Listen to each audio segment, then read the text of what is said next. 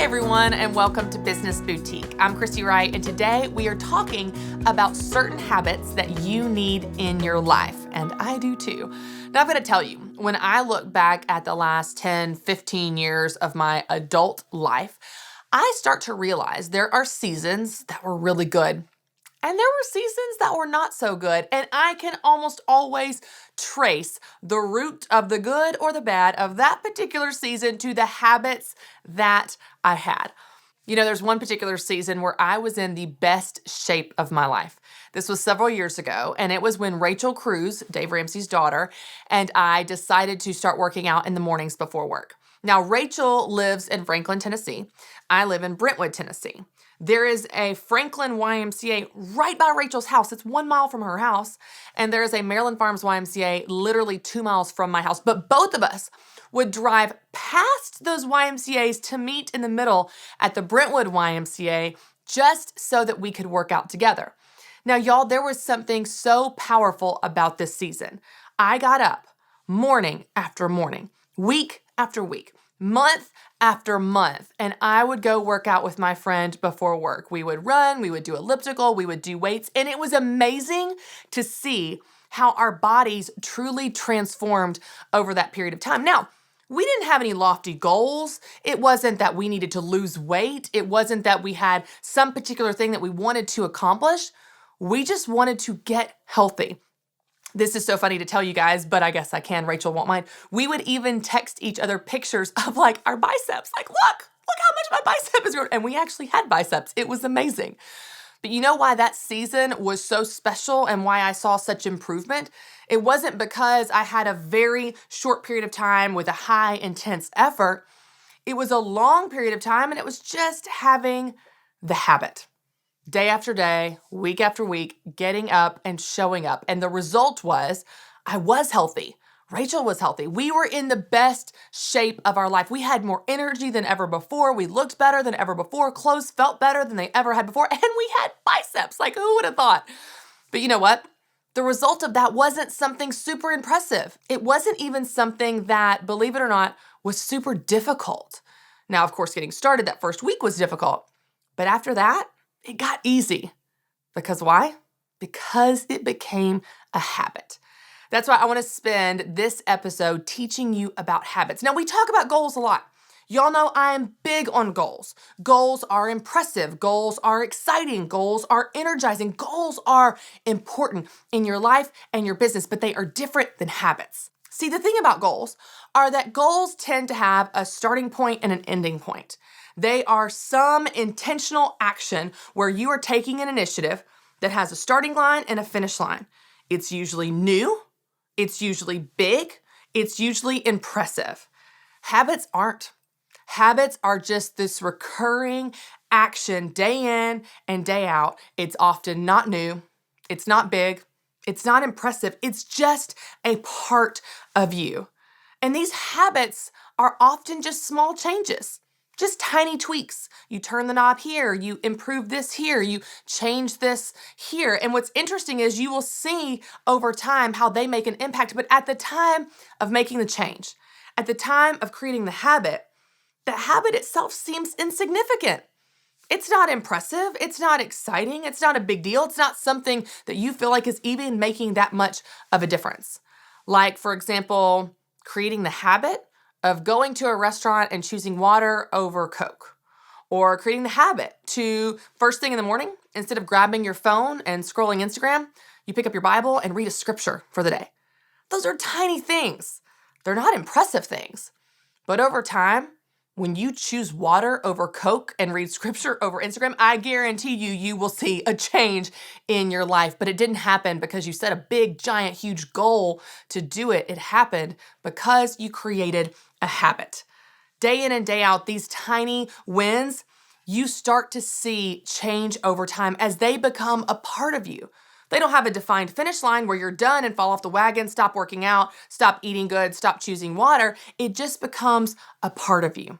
It's like James Clear says, building good habits is about small wins and tiny breakthroughs that compound over time.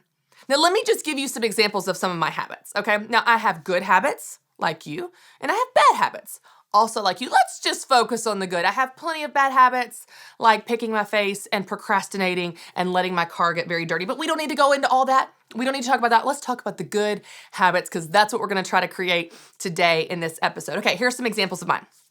Number one, I have a really good habit of playing with my boys. Now, I don't mean I'm a good mom because I play with my boys in the obvious ways that a mother should play with their kids. I mean, I'm physically active with my kids. I get on the floor with them. I wrestle with them. I create scavenger hunts with them. I push them in the swing. We move dump trucks across big piles of dirt. We'll do Easter egg hunts in the middle of August. I'm so active in playing with my boys. I will get on the monkey bars with them. I will go down the slide with them. I can't tell you how many times, even pregnant, which just visualize this, if you will. I have gone through this, those tunnel slides at the playgrounds where my boys love to go down with me. And so I will have, I kid you not, Carter, my 4-year-old, in my lap, leaned back against my giant pregnant belly, Conley in Carter's lap, and we all three go down the slide together. It is not uncomfortable, and it's sure not even fun for me. In fact, I'm feeling squished as a pregnant woman with 2 kids leaning on my 3rd child. But you know what? I play with them. And as a result, these tiny habits of playing with my kids makes me a really fun mom. My boys love to play with me. They know they can play with me. They depend on playing with me. I intentionally have the habit of getting dirty, getting on the playground, getting on the ground and wrestling and playing with my boys. But it's not something I set a goal to do. It's just a habit I've created and it has become a part of me. Now I'll give you another one. This is a simple one, but I work on all my flights. I'm actually flying out tomorrow, and instead of watching a movie or even reading a book, I work, and I get so much work done. This is one of the many ways that I try to multitask and make the most of my time, so I don't waste these times in the air. Instead, I work. It's just a habit. Some people next to me watch videos, and I think, oh, I guess other people do other things. But it's such a habit. It's so ingrained in me that I expect to work. I plan to work. I even like to work because at the end of the flight, when I land, the flight has gone by faster and I got a whole lot done. So working on flights is a simple habit that I've integrated into my life that doesn't even feel like an effort. It's just what I do. It's just who I am. I'll give you another one. This sounds silly, but I carry a water cup with me everywhere I go. Everywhere I go, I have this water cup. Well, here's what's amazing. When I carry this cup around with me everywhere that I go, I'm constantly filling it, which means I'm constantly drinking water. If I did not carry the cup, I would not have a cup to fill and I would not have the water to drink. It would be so much more effort to find a water bottle, find a plastic cup or styrofoam cup, or try to find something. I would not drink even a fraction of the amount of water that I actually drink if I didn't carry the cup. Now, y'all, no one's getting excited about my water cup. I'm not updating my Facebook profile. I carry a water cup. Big goal, newsflash. No one's excited about this. This is not impressive. But you know what? This simple habit of keeping a cup with me leads to a healthier life. It leads to more water. It leads to something so simple that has a great impact in my health and in my body. Another example of a habit I have is I'm really, really active. Now, that doesn't mean I work out all the time. I'm like you. I have moments where I work out a lot, seasons where I work out a lot, like the one with Rachel, and seasons where I fall off the wagon. But even in the seasons where I'm not working out, I'm so active. So when I come home from work, the first thing I do, especially in the warm weather months, is put on running shorts and a tank top and tennis shoes, and I immediately think of what we can get into. I ask the boys, do you want to go jump on the neighbor's trampoline? You want to go walk down to the park? You want to walk down to the duck pond? You want to walk down somewhere else? You want to go on a hike, go on an adventure? What do you want to do? Immediately, I'm thinking of something active. My mind never goes to TV.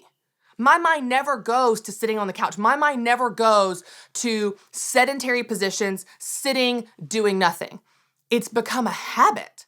It's a habit to be active. So no, I'm not counting calories. I'm not logging workouts because we walked to the playground and went down the tunnel slide for the 500th time. I'm not logging that. It's not a goal. It's not even a health goal. It's just a habit to be active. So all day, I'm at work. I'm at a desk. I'm in front of a camera. I'm sitting in a studio. But when I get home, I'm active. I intentionally have the habit to be active. It's as natural as breathing. I don't even have to think about it. It's not something that I think, oh, I need to do this. It might have started like that a long time ago, but now it's just a part of me. Another example, and this one's silly, but every Sunday evening I clean. I do laundry. I get things folded, get meals ready, get groceries done, get things ready for the week. And there's nothing impressive about cleaning and organizing on a Sunday night. But it's just a habit. Every Sunday night, I know this is what I'm going to do. And what's amazing is I wake up Monday morning and I'm so much more excited about the week because I feel ready. My house feels in order. My clothes are ready. I've got things where they need to be and I'm ready for the week. And I don't do it every week and some weeks are imperfect, but for the most part, Sunday nights, it is known that I'm going to get things ready for the week. And I feel so much better on Monday because of it. Now, do you see these examples that I've given you? These are just some of the habits, the good habits that I have. None of them are impressive. None of them are this massive goal. None of them are something that are so difficult. They're just things that I have cultivated over time that now don't even feel like an effort. It just feels like a part of me. So I want to give you 5 to consider in your life. I want to give you 5 habits that you can cultivate intentionally at first, but over time they become effortless as you begin to create this life that you're proud of. So let's talk about 5 areas that you can create great habits. Number 1, this is going to come as no shock to you if you have listened to me teach any amount of time. Number 1 is taking care of you. Taking care of you is not a pedicure on your birthday once a year, sister. Taking care of you needs to be a habit. It needs to be a regular practice. It needs to be a part of you to take care of you. Not a special moment thing, not a holiday thing, not a luxury thing, not just when someone gives you a gift card for a spa day thing. It needs to be a regular part of you. I'll give you an example. This is so silly, but I've realized I might be one of the few women that actually lives this out. Like, it is a habit in my life to take care of me. So I was sitting around with some girls at dinner. This was a few months ago, and we were all just talking, catching up. And these are all my friends. And one of my friends asked the group, what is one thing that you do for yourself? Like, just one thing that's just for you to like take care of you, like just one thing. And they were all like, oh gosh, like, I don't know. They're racking their brains to think of one thing they do for themselves. And my immediate response, without even thinking, was, just one? Just one? Because I have a long list of things I do for myself. Long list. I work out. I have highlights whenever my roots are getting gross. I buy new clothes if I need them. I take time to read. I take time alone. I got a long list of things I do for myself all the time. Now, y'all, I am not a selfish person. So before you start putting labels on me like, well, who do you think you are on your big high horse? Okay, just taking care of yourself. Listen, because I take care of myself, I am a great mom and a great wife and a great business leader. I understand that taking care of me is necessary to being great for the people I want to be great for. It's not even out of selfishness. It is out of love that I take care of myself in order to offer love to others. You can't offer something you don't have, and you can't lead others where you are not. So when you live your life busy and rushed and running ragged and this martyr syndrome of putting everyone first so you can be resentful and regretful and living your life like a doormat, let me tell you, you are doing no one any favors. Instead, take care of you. It doesn't have to be a big lofty goal. It doesn't have to be something, like I said, that's a once a year thing. I'm going to get a pedicure once a year. Give me a freaking break. Taking care of you is a habit. It is a part of you. The only person in this whole world that makes all those things possible is you, by the way. So take care of that person. Take care of that person that makes parenting your kids possible. Take care of that person that makes all the volunteer things and the business things and the house things. Take care of that person that makes all that possible. It's not a goal. It's not a once a year thing. It's not a holiday thing. It is a habit. Make it a habit. Number 2, and this is a really important habit that affects every aspect of your life. I want you to create the habit of believing the best. Choosing positivity. Choosing an optimistic attitude. Now, some of you, this will come very naturally too, depending on how you're wired, your personality style, your Myers-Briggs, your Enneagram, fill in the blank. Some of you, this will be hard. God has created you as a person that is more practical, maybe a little bit more cynical, maybe a little bit more critical, where your gift is pointing out what's wrong. Your gift is seeing how something can be better. We need you in this world. You make things better. You're like my husband. He can poke holes in things. They are painful holes, but they make things better. So I know that there are certain people that your natural personality style is you should be an inspector for new buildings because you are going to find what is wrong. However, regardless of your personality style, regardless of how God made you, all of you have the choice to create the habit to believe the best. In any situation, when the information is not clear, the lines are not marked, the rules are not obvious, you can choose to believe the best. When someone cuts you off in traffic, you can choose to believe, oh my gosh, they didn't realize they had a turn coming up. When someone forgets to text you back, you can choose to believe the best. They just got busy. When someone says something that you feel like hurt your feelings, you can choose to believe the best and go, you know what, they're probably having a hard day. It's your choice. You can choose to believe that person is a huge jerk and cut you off totally on purpose because they saw you coming. They thought, I'm going to get them. I'm going to cut them off in traffic. You can believe that. You can believe someone didn't text you back because they don't like you and they think they're too good for you and they're too busy for you. You could choose to believe anything about any situation. But in any situation, you have that choice. You have the choice to believe the worst, assume the worst, or believe the best. I will tell you, things tend to work out a whole lot better for you and the other person when you believe the best, 100% of the time. When you give people the benefit of the doubt, when you choose a positive outlook, when you choose to be optimistic, when you choose to believe the best, it always works out better for you and for the other person. What's amazing is when you believe in positive things, when you believe in a positive result, when you believe good things are going to happen, what's amazing, y'all, is they tend to happen. They tend to happen. It becomes a self-fulfilling prophecy. You believe good things to be true, and those good things come true. And of course, the opposite is also true. You look for the worst, you'll find it. You assume the worst, you'll see it. You believe bad things are going to happen, and then bad things tend to happen. It's not foolproof. It's not 100% foolproof plan, but I will tell you, you will have much better results, regardless of your personality style, if you choose to believe the best. The third habit I want you to cultivate in your life is simply working hard. Now, y'all know, again, this is not a surprise coming from me, but whenever you have something in front of you, whether it is a small task like cleaning at your house, or I guess maybe that's not a small task, maybe that's a big task, when you have a less significant task, a more mundane task like cleaning, or maybe a really big goal in your business or your personal life, you better expect to work hard for it. I talk about this all the time, but there is no such thing as an overnight success.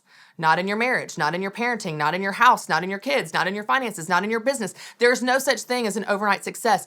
Anybody that got anywhere in any of those areas got there by working really, really, really hard. Really hard.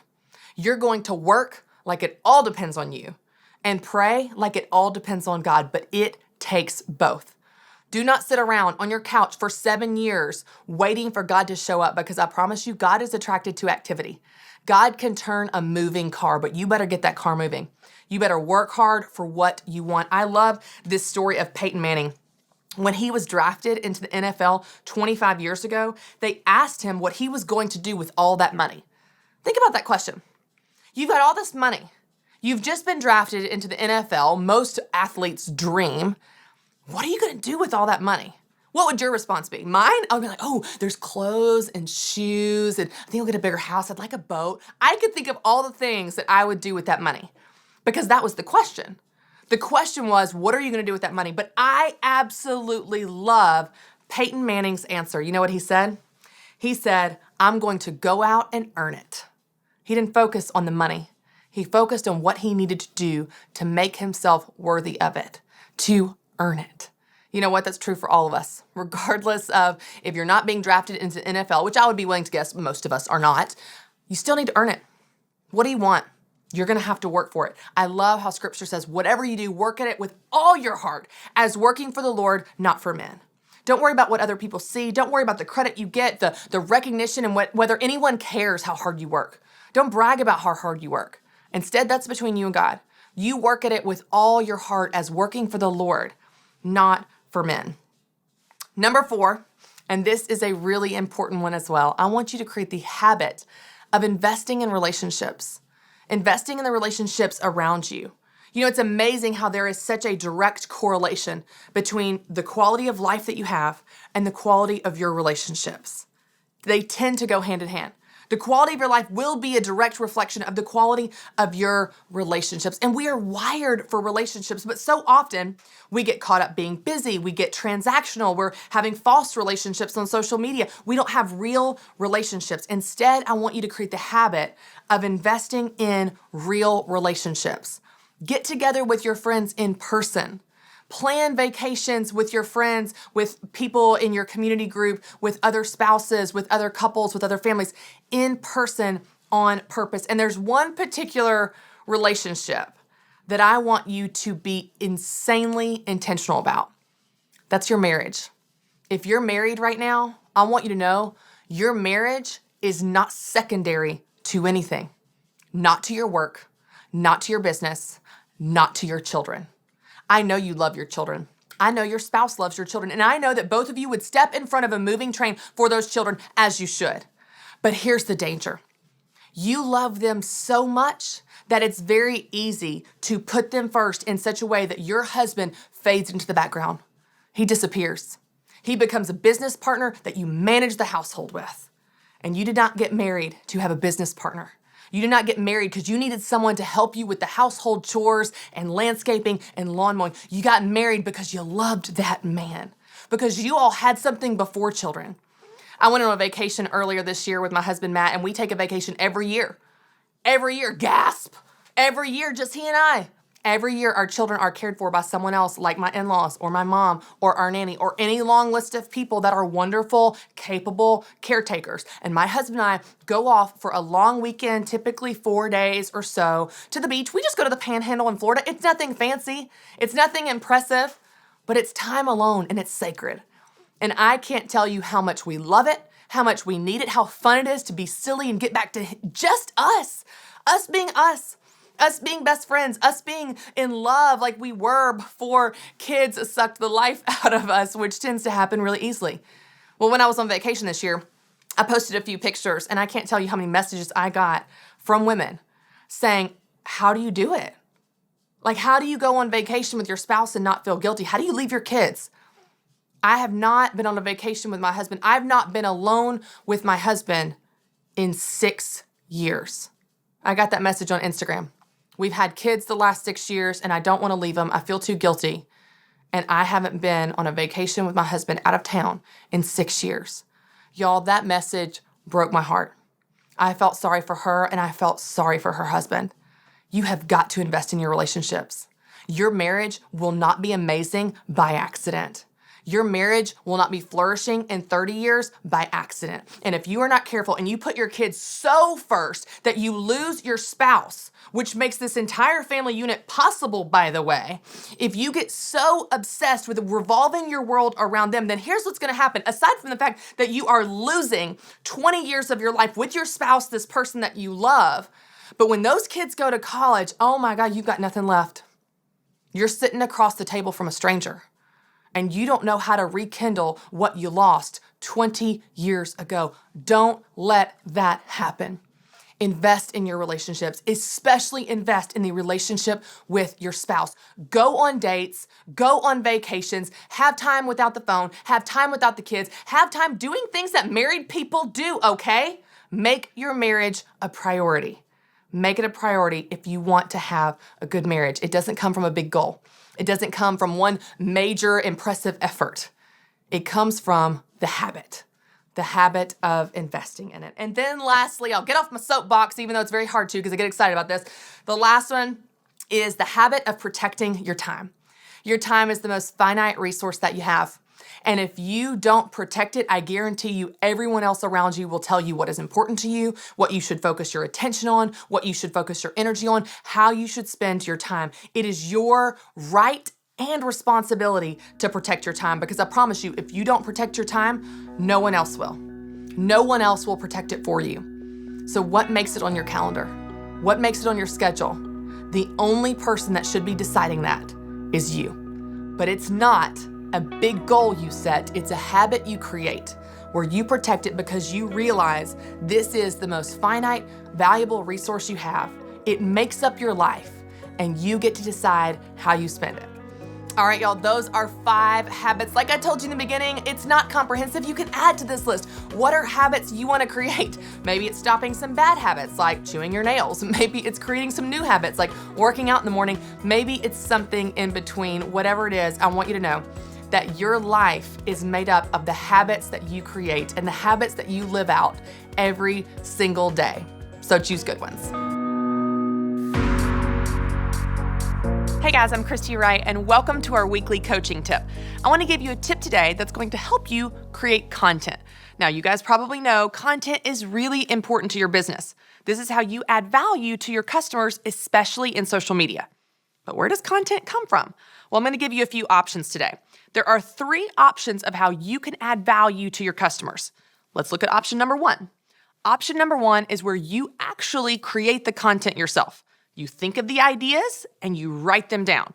Now, if you're a creative person, you're gonna love this. This is exactly how I am, and I have 100 ideas a minute. In fact, I usually can't write them down on my phone fast enough. I have ideas all the time, and I've got to capture them or they're gone. Now, if you're like this, if you're a creative person, you want to capture ideas and build them out. You may have a seed of an idea, but you need to build it out into a blog post or a video or a script. You want to make sure you're adding value to your customers. Now let's look at the opposite extreme. Let's say you're not a creative and you're thinking, you know what? I don't really have a lot of original ideas. That's not a bad thing. You're probably more technical, and to be honest, you're better at follow through and things that I'm bad at. But here's the good news. You can still add value to your customers' lives. Instead of creating content, you're going to curate content. Now I've talked about this before in a previous YouTube coaching tip. What I want you to do is gather content, whether it's articles or books or videos from people that you know and like and follow and trust, and you use those to send out to your customers. Now, of course, you want to give credit there. Don't act like they're yours when they're not. But when you begin to gather content from trusted places and send them out to your audience not only gains value, but they thank you for it because you're the one that sent it out. So we've got 2 extremes here. You can create the content yourself, or you can curate content, but there's also a middle ground. Maybe you have some ideas, but not a ton. Well, here's the good news. You can gather ideas from other people, but then you build them out yourself. You add to them. Add your stories, your anecdotes, your analogies, your examples. As you begin to build on those ideas, they become your own. So you use that for inspiration, but then you add your voice to it. So you've got a few options when it comes to creating content. You can create it yourself, you can curate it from other people, or you can gather ideas and build them out yourself. I hope this encourages you because it gives you several options when it comes to creating content. Hey everyone, and welcome to Business Boutique. I'm Christy Wright, and today I have a challenge for you that is going to help you make better decisions. Now, y'all know, I love to teach from life experience. I love to teach from what I'm learning, and I love to teach from things that, let's be honest, I'm just not great at sometimes. So here's the thing about me that you need to know. I am a yes person. That's why I talk about saying no all the time, because I struggle with saying no. So any day, at any time, if you ask me to do anything, my default is yes. Here's the thing. That usually doesn't lead to a good result. It leads to resentment and being really busy for other people, doing things you don't want to do, being in places you don't want to be with people you don't want to be with, right? But at the time, y'all, it seems like such a good idea. At the time, I really want to do it. At the time, I think I can do it. So I got to give you an example. I've talked about this recently, but months and months and months ago, I signed my son Carter up for spring soccer at the YMCA. I loved playing soccer growing up. I thought my son might love it as well. It's a very easy sport for 4-year-olds. It's like you just run around, sort of kick the ball in the right direction, hopefully, right? Like it's not a really difficult sport for a 4-year-old child. So I signed him up. And I put myself down on the application as an assistant coach. Like, sure, I'll help. Yeah, bring some oranges, run some drills, follow someone else's lead. I can totally do that. I love soccer, would love to help in some way. Well, a week before the season is supposed to start, I get an email from the YMCA that says, unfortunately, your team does not have a head coach, and so we are not sure what to do. We will let you know what will happen next. So I'll tell you what happened next. I decided that it was my job to save the day. I'll do it. I'll do it. I've coached little girls before on my little sister's team. I know soccer. I love soccer. I'm going to have to be there anyway. My son is on the team. Yes, yes, yes, I'll be the head coach of this 4-year-old team when I'm pregnant in the busiest season of my business. Yes, that is a good idea. Now, here's the thing. That season was very long. It was very difficult. And turns out Carter doesn't even like soccer. So every single practice, every single game, I'm trying to make up drills and make calls on whether or not we cancel for rain. And Carter is holding my hand and clinging to my leg going, Mommy, can we go home? Can we go home? Carter actually, amazingly, somehow of all the children on the team, when it's magnet ball where they all follow the ball, Carter would find a way to run from the ball. Like Carter is just this sweet, tender-hearted child that probably isn't going to be cut out for contact sports, to be honest. He might be a really good golfer, maybe something independent, right? Like he sees all these kids running the ball. He's like, well, clearly they want it more than I do, so why don't they go ahead? Like he's not aggressive. It's not in his nature. He doesn't like the sport. So I signed up to be the head coach for a 4-year-old team, practice once a week, games once a week on Saturday morning, every single week when my son didn't even want to be there. And so I'm having to put him and me through this for weeks and weeks and months of the entire spring season. Now, how did I get myself in that situation? How did I get myself in this situation where I had to fulfill a commitment that was not fun for me or my child? It was because I said yes without thinking. It was because my default is always yes, because I didn't stop and think it through. Now, I don't know about you guys, but when I make decisions about how I spend my time or whether or not I say yes to a commitment, the only 2 questions I ever ask myself are, do they need me? And can I do it? That's it. Do they need me? Which is yes, because they're asking. Clearly, they didn't have a coach. That suddenly becomes my problem, right? Do they need me? And can I physically fit this in my schedule? Am I available? Is there time on my calendar? Y'all, if this is how you make decisions, like I tend to do they need me and can I do it? You will have your entire life spending every waking minute for someone else. Whoever gets to you first, whoever's the neediest, whoever's the loudest, whoever has the best guilt trip, whoever has the biggest problem that suddenly becomes your problem, that is how you will spend your entire life. So instead of answering questions that way, instead of making decisions that way of just, do they need me? Can I do it? I want to give you some different questions. I want to give you some different questions to ask yourself before you say yes. If you are a yes person like me and you struggle with this, I want you to take notes right now. I want you to write down these questions to ask yourself before you say yes next time. Here we go. Let's go through them. Number 1, is this in line with my goals? Like, will this yes get me to where I want to be? Does this get me in the direction that I'm heading? Is it in line with my goals? Number 2, is this a priority? Maybe it doesn't move me towards my goals, but it's a priority. This is important to me. I value this. This is a big deal. How will this affect my family?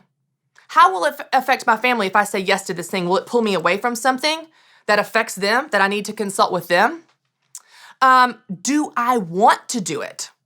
Like, yeah. You're allowed to ask yourself if you want to do something before you say yes. Does this compete with a higher priority? Number 5, does this compete with a higher priority? Like maybe it could be a priority, but then you realize you've already got 4 higher priorities, so it doesn't make the cut. Here's another question. Often I find myself wanting to do something in the moment that then later I don't want to do. So what do you do about that? Ask yourself that question. So you're thinking, yes, I want to do it now, but ask yourself, will I want to do it then? So if I would have done this back in February, when I got the email that there was no coach, and I sat down with my husband, I said, hey, they sent an email to say they didn't have a coach. So I was thinking about signing up to be the head coach. Will you help me process this? How will this affect my family? Is this in line with my goals? Is this a priority? Does this compete with a higher priority? Do I want to do it? And most importantly, will I want to do it then? Yeah, maybe in February, I don't have as much going on. Sounds like a good idea to coach a bunch of crazy 4-year-olds, but will I want to do it at the beginning of May when I really want to be at the lake Will I want to wake up and be thinking through drills and working through players and subs and making calls on rain days, whether or not I ask the parents to get their kids out at the game or stay home because it's going to be rained out and we don't know and it's a tough call to make? Will I want to do it then? No. No. Even if you want to do it now, you might not want to do it then. So I just want to encourage you guys. I want to challenge you to ask better questions. This is something I'm working on in my own life. But instead of just asking yourself, do they need me, which they always do, and can you do it? You probably can find a way to do it. Instead of just asking yourself those two wrong questions, ask yourself the right questions. Ask yourself better questions to get you to the right answer. And maybe it's yes, and maybe it's no, but wherever you land, at least you know the answer is right for you. Thanks so much for watching, and don't forget to subscribe to my YouTube channel. And if you need help protecting your time like we all do, well, I have a free download just for you. It's 25 ways to protect your time. It's actually 25 ways to say no, to give you a script to help you practice this often neglected skill of saying no. You can get your free copy by clicking the link below.